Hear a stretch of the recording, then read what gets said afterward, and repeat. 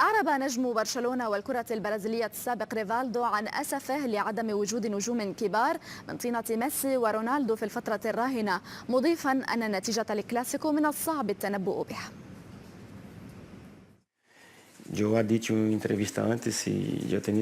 كما قلت سابقا، كان من الممكن أن أفوز بأكثر من كرة ذهبية في الوقت الحالي وليس مرة واحدة فقط. رونالدو وميسي لاعبان جيدان وكنت سأنافسهما من أجل الأفضل. في زماننا كان هناك عديد اللاعبين المميزين أكثر من اليوم، والآن نتكلم فقط عن ميسي ورونالدو والقليل عن نيمار. أتوقع أهدافا كثيرة في الكلاسيكو، وأتمنى أن ينتهي بالتعادل الإيجابي بهدفين لكل فريق. أظن أن الفريقين سيبذلان قصارى جهدهما للتسجيل، والتعادل سيكون جيدا لبرشلونة. ليس هناك فريق مرشح في هذا النوع من المباريات.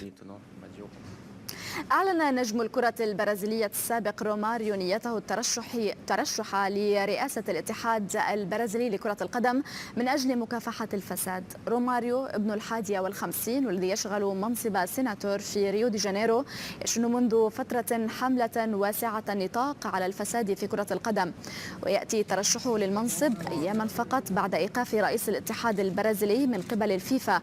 وكان روماريو قاد منتخب بلاده لإحراز لقب مونديال 94 في الولايات المتحدة الأمريكية بعد أن سجل 5 أهداف قبل أن يعتزل اللعبة في 2009 إثر تجاوزه حاجز 1000 هدف في مشواره مع أندية فاسكو دي غاما وأيندوفن وبرشلونة.